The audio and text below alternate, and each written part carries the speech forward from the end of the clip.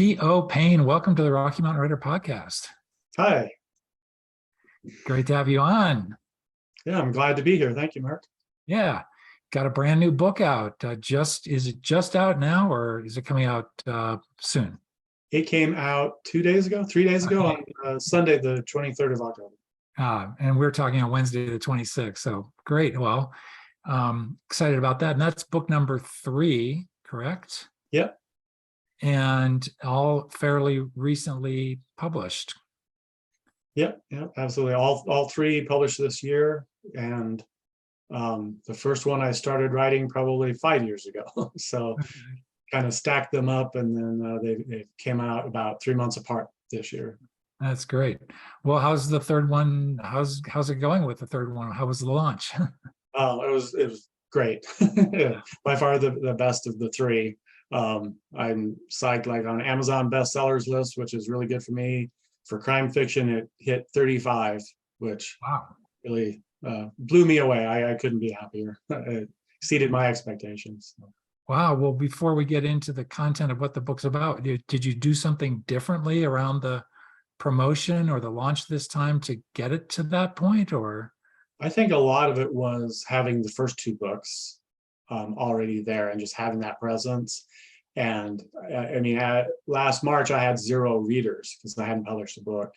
And so just having built up even over a short time of 6 months, readers helped. And then I've done in the last 6 months, my platform's gotten a lot bigger, and I did more advertising basically everywhere. And and just shared out the news that it was there. So. Yeah, that's really interesting. What constitutes your platform? Do you do newsletters?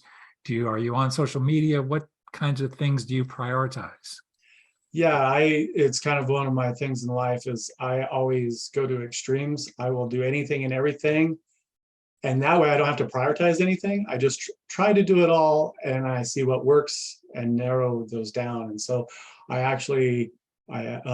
am on, the only platform I'm not on is TikTok, which I'm going to be on soon, but pretty much Instagram, Facebook, Twitter are like my 3 main social media.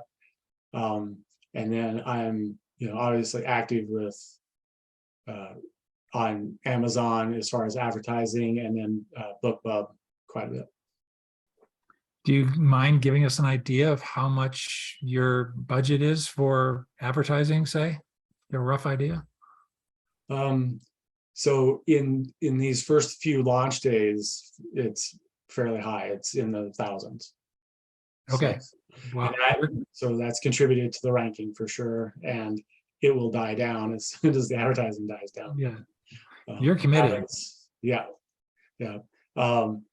Prior to that, it's much lower advertising spend, and I'm not quite break even, but like prior to the launch with the first 2 books, I was getting close to kind of break even with my advertising and sales.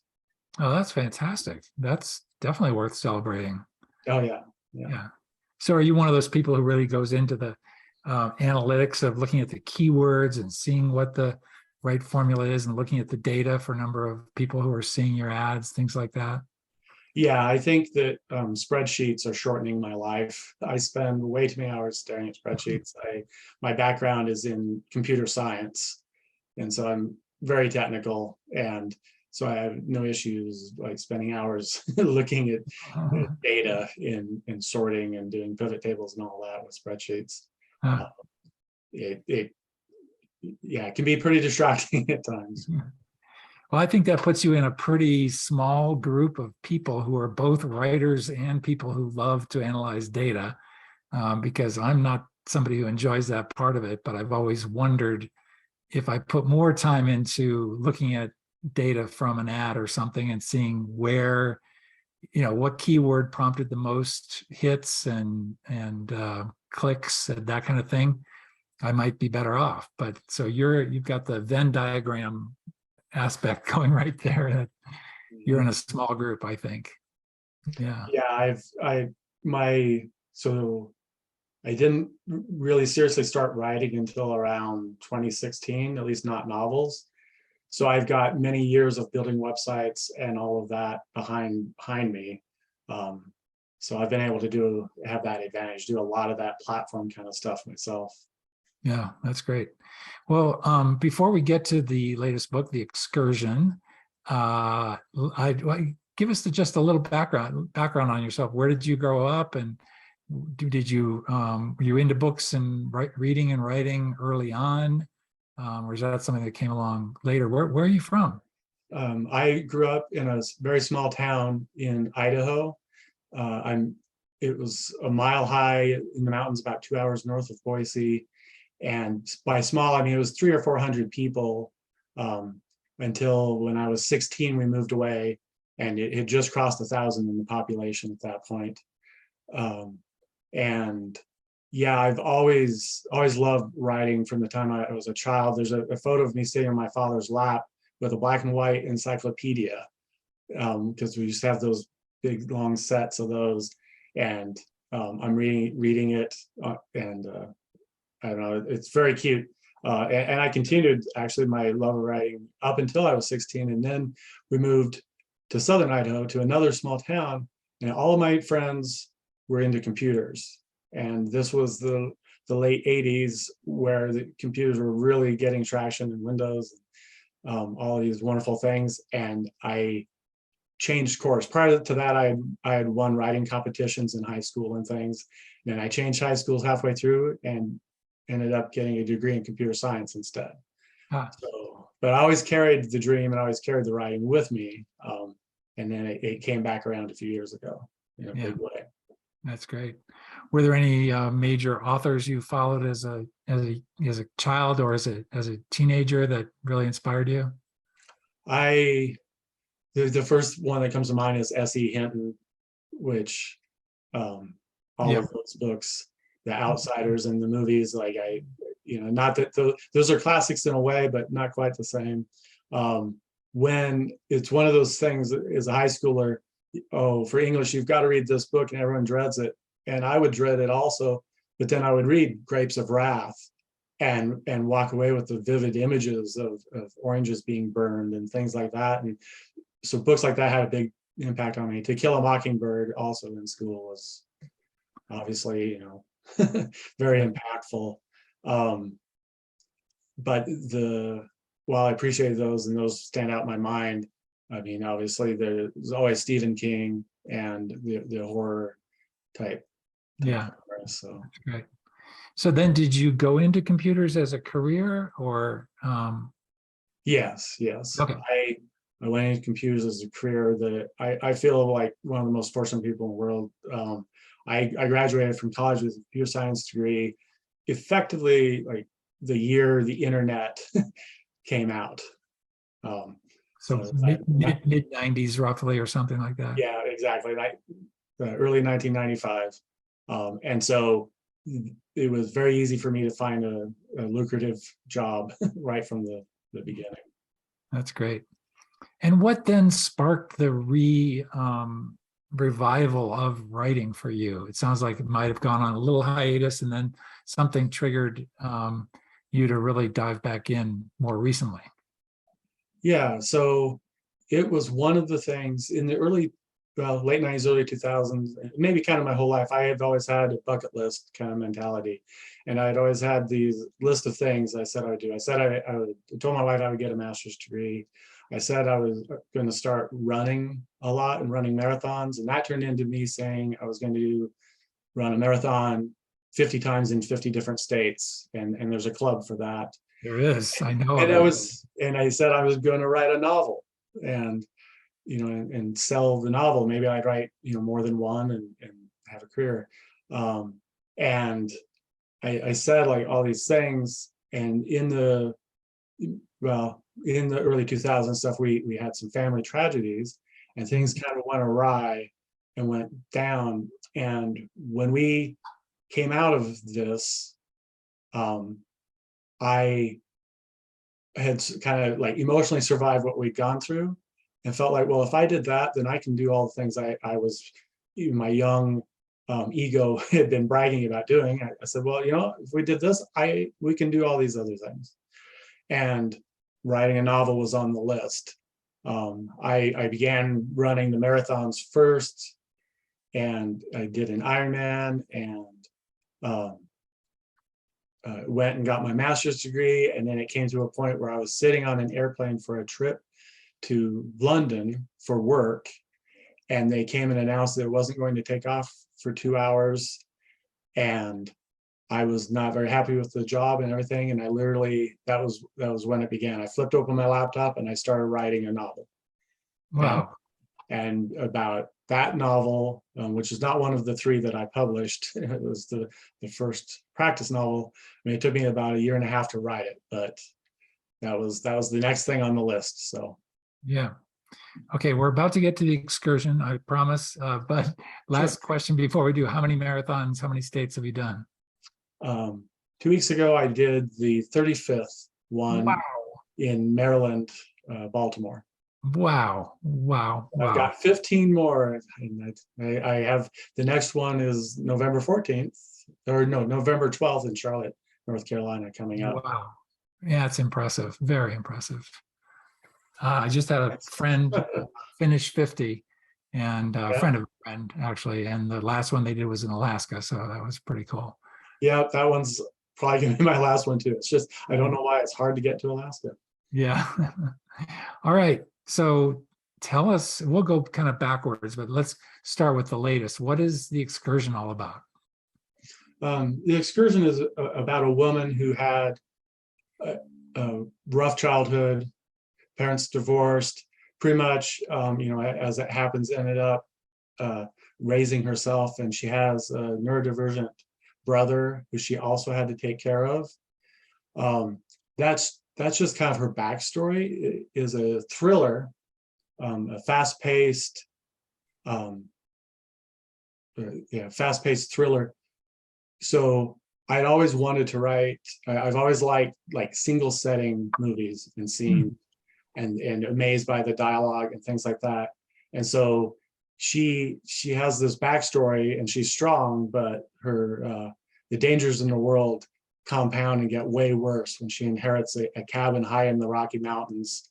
And she goes to this cabin with her brother to meet her cousins, and there is someone else there, and he believes it's his cabin. And of course, there's a blizzard that comes, and no one is gonna leave, according to him. So a very closed environment for your story. Very close environment. Yeah. Do you use real towns and real valleys, or and real mountains, or do you kind of fictionalize those elements? I fictionalize them, unless I kind of do half and half when I feel like it will add to the realism. So I don't shy away from talking about I-70. That's the interstate that's going through there. But like the exact location of the cabin could be anywhere in the mountains, and so that's kind of more fictionalized. And is there a certain like town or area, a section of Colorado mountains that you sort of have in mind? Is it, Estes Park? Is it Leadville? Is it Salida? Or do you have anything in mind like that? No, not too. I hadn't thought about that.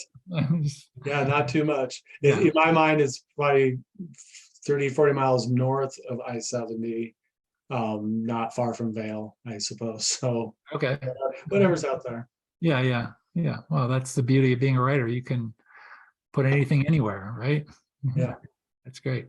So what inspired this plot?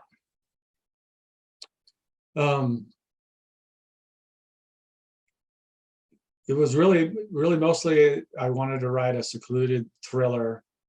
And I often kind of start with the end, and had the concept. One of the classics I've liked was The Most Dangerous Game. Oh yeah. Which I think a lot of people know, without spoiling the alert, but it's a lot about hunting and the mentality that goes along with that. My family in Idaho are big hunters. Once I went to college and I left and came to Colorado, and I've almost never hunted, but I have an understanding of that. And then there's an opposite there's the issues in the world around gun control and things like that, and people like myself who have never hunted. And so I wanted to work that into a novel, ultimately. Yeah. The Most Dangerous Game is a really interesting book, and also very short, if I remember correctly. It's not a long read.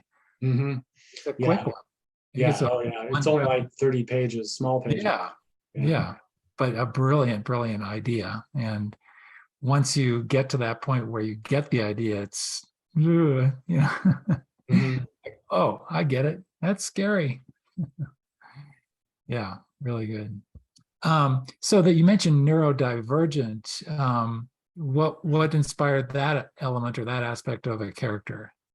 Yeah.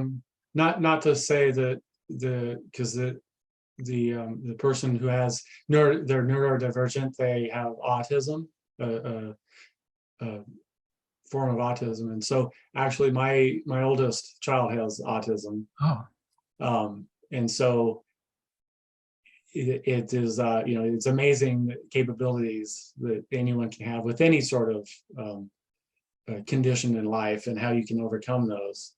And so my original tagline, I often begin with novels. I try to think of a good tagline, and this doesn't necessarily fit, and I'm not using it in advertising, but my original tagline was Rain Man meets The Most Dangerous Game. And yeah. what if someone with like major introverted tendencies and other issues ended up on an island fighting for survival. And so fortunately for the character in the book, I mean, together it's the main character is Charlie Highsmith, and that's his sister. So together they go through the trials and tribulations of being trapped in the cabin with a guy who just loves to hunt, basically. And the boy's name? Anything and everything. Randall Yeah, loves to hunt. yeah. And the boy's name, the character of the boy? um, wow, Jacob. Trick question. Yeah, I was blanking on that. Yeah. Yeah, Jacob. And so obviously it's sort of a tag team situation in terms of they work together or something. He's going to play a key role in the solution. Mm-hmm. Oh yeah. Yeah, great. Okay, let's go back then. The book number 2 came out when, and tell us the title and what that one's about. So book number 2 came out on June 10th of 2022, this year, and it is called The Resentment.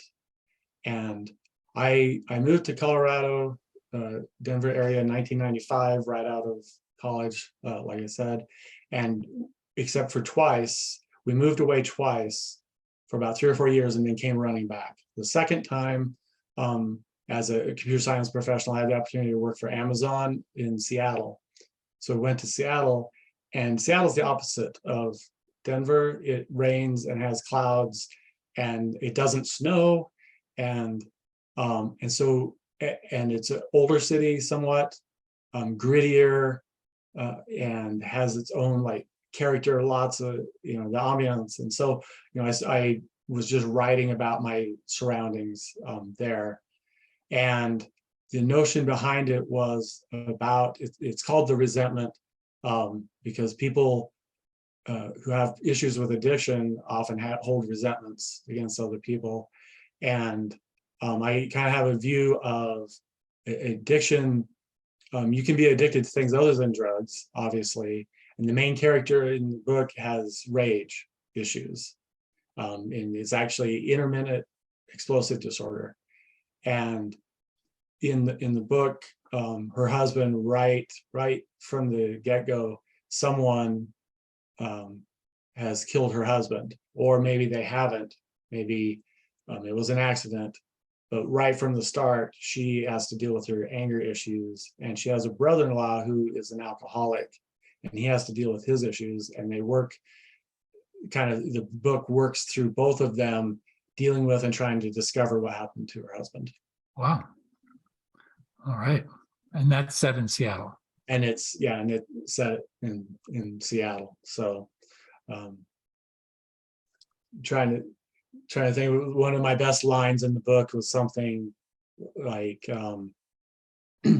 it rains every day, but the streets never get clean. Mhm. Yeah, got it. All right, let's go back then to number one, the teaching. Yes. Oh, And so the teaching is a, another thriller. It's what you would call a girl gone missing, teenage girl gone missing mystery thriller. She's effectively missing kind of from the beginning, so it has more of a mystery to it. And it is set in a cult in the mountains of Nevada. And it's based on a truth life experience of mine, because before we took the excursion to Seattle and lived there for a few years, around 2007, 2008, we went to Arizona and lived in my family and I lived in a cult for about 2.5 years.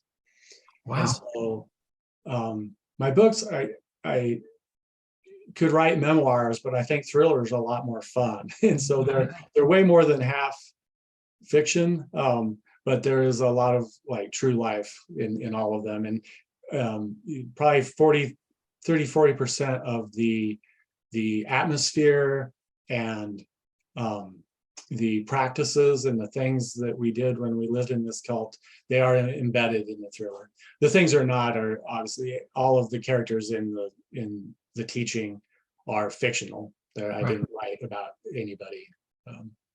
Is it a cult that most people would know about that got any kind of coverage or wound up in any kind of... They had some coverage in the 80s, but mostly people didn't know about them. And they're not a doomsday cult, which is probably why people didn't know about them. They're a little bit different in that way. It was not what you typically think of with the Hale-Bopp or Jones, was it Jonestown? All of these, like all of those kind of had an end game, right? The Jello and everything. This cult, there was never an end game like that. But we did do, we practiced the teaching, which was not, in a way, it was based on every religion that you may have ever heard of, and yet not based on any of them. Huh. Was it headed by a central figure? Yes. And the central figure, and this was one of the practices, we would have what was called trance. And everyone would gather and we'd go to trance and sit in a completely blackened out room. And the leader was actually a doctor who had lived around 500 years ago in England. And a person, one of the leaders of the cult, would trance the voice and the spirit, and he would come through and speak to all of us and give us the teaching and ask questions. And it was actually a lot of like therapy. Individuals, he would have one-on-one conversations with individuals in the dark room, speaking as a spirit.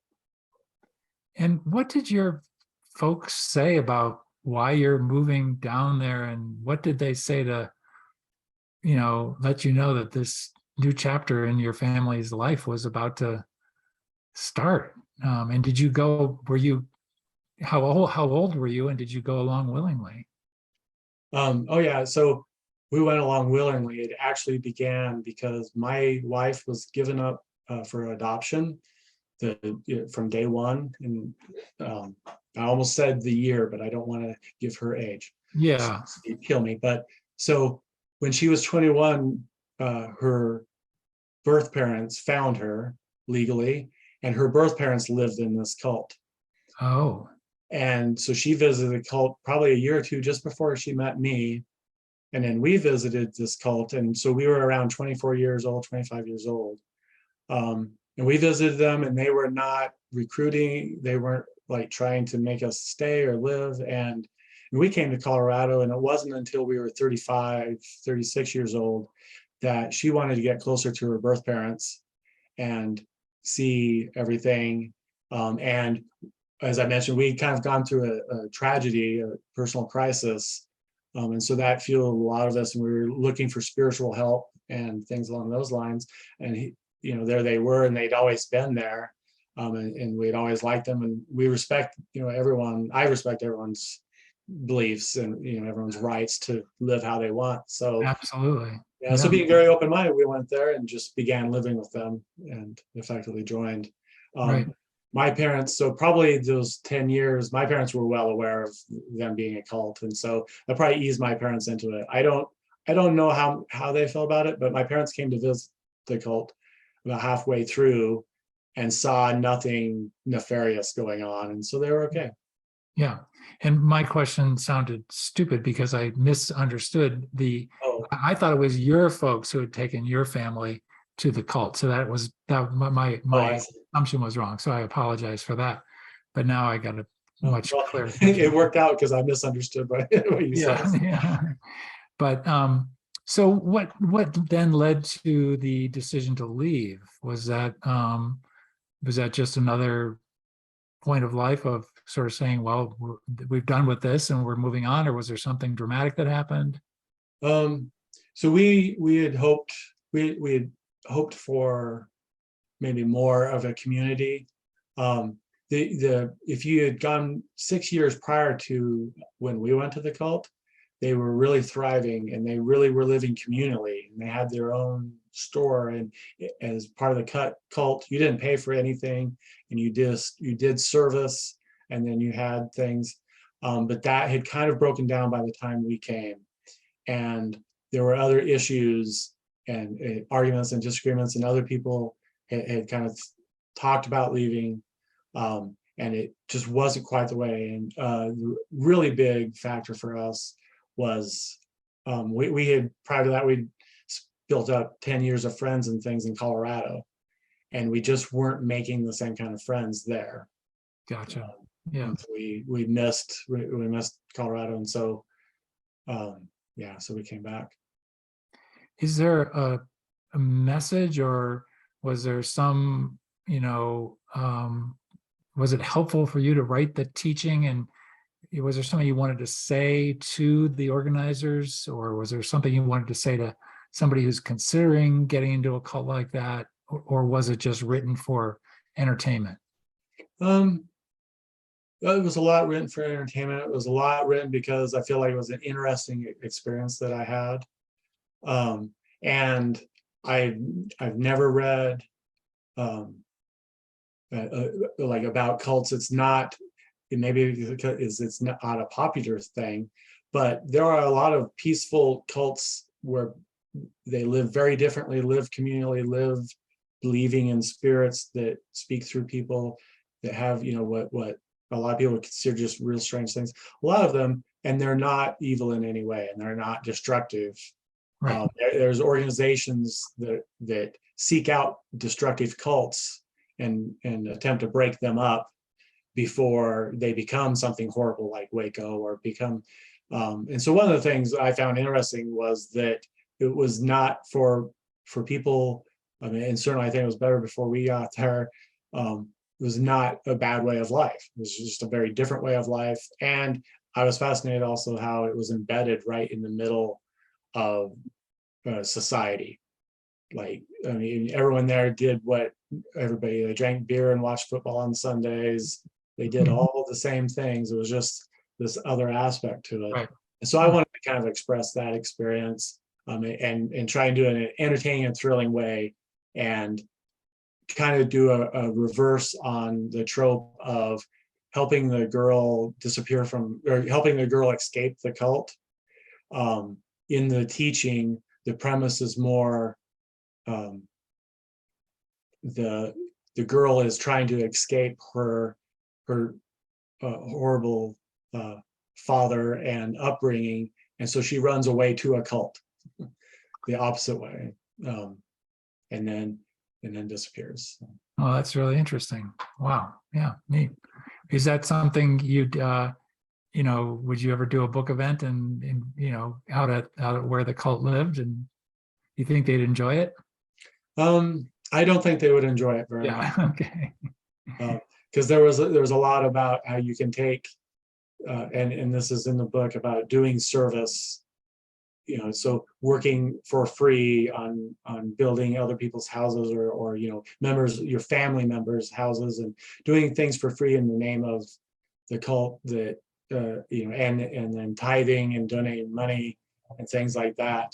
That is interesting. It's a lot of what money can be a source of evil for anybody. So wow. Well, what's next, Tio? So my next novel I'm working on, and the beta name is The Flywheel, and it is the notion behind it is, what would you do, or how would you know even if you started having your mind controlled by social media ultimately, and the evil person actually is against that and believes it's already happened, that we are all non-thinkers and we just point and click and we go to the next little picture on Instagram, the next endorphin dump. And so their desire is to return the world to the 1980s or early 90s, before we had the internet, where people had to talk to each other face to face instead of like how we're doing right now. And so, there's destructive. It's not destroying the world; it's destroying the internet. It's kind of the motivator for it. Wow, doesn't sound like you're short on ideas. I'm not. It takes forever to pick one. Yeah, that's interesting. Are you write every day kind of guy? Yeah. I wake up very early, as in I begin writing a lot of times at 1 or 2 in the morning even. I go to bed around 7 o'clock, and I will get up that early in my first few hours of writing. Wow, that is early. It is. But that's on time that's just rarely interrupted, I imagine. Yeah. That's my kids are grown and in college now, but that is a lot of how it began. Right. This is the time I can have, because they're not going to be awake at that time of day. Yeah, that's great. And when did you connect with Rocky Mountain Fiction Writers? I probably first connected around 2014, 2015, but I didn't join. And that was when I started writing, seriously, my first novel. And it was within that year we moved to Seattle. So there I was very active, or not, I would say I was very active, but I was a member of the PNWA, Pacific Northwest Writers. Yeah. So then we came back in June of the pandemic, 2020. And then it's when I really got connected to Rocky Mountain Fiction Writers. It's good to have a writing group, isn't it? Yeah, absolutely. Yeah. Did you go to the conference this year? Yep. And how was it? It was great. I've been, at this point in the last year, I've been to quite a few conferences, and so I'm getting more selective on the sessions I go to. But it was great session still. Yeah. Well, fantastic. Congratulations on The Excursion and publishing all 3 books this year, and on the success with the high ranking of The Excursion. That's fantastic. Yeah, as we wrap up, we always like to give our guests a chance to promote a writer or promote a specific book that you'd like to encourage more people to read. So now's your chance. Yeah, that is really, I'm sure you've heard, it's very difficult to narrow down. And so I switch, and thinking about it, I kind of binge writers who I haven't before. And so the year before this one, I was on a J.D. Barker binge, and read he has a great thriller series that's been popular for years. This last summer, right now, my recommendation is Riley, say his name correctly, Riley Sager. And he came out with, I think, The House Across the Lake, and it's his 7th book. And he is a great writer. I loved his style of writing, and I love the stories. And he uses, and to me, that's not a bad connotation, he uses tropes very, very well. And each of his books so my book, The Excursion, the trope is innocent people trapped in a place with a madman, and it isolated, and that's kind of, you know, a trope to be used. Each one of Riley Sager's seven books, if you really look at it, forms around one kind of trope. And I would call the most recent one, The House Across the Lake, is Rear Window, Hitchcock. Really good. That's a great model to follow for sure. No question about it. Yeah. Well, T.O. Paine, thank you so much for your time today. Thanks for jumping on the podcast, and we wish you well. Great. Yeah, it was a pleasure to be here. Thank you so much.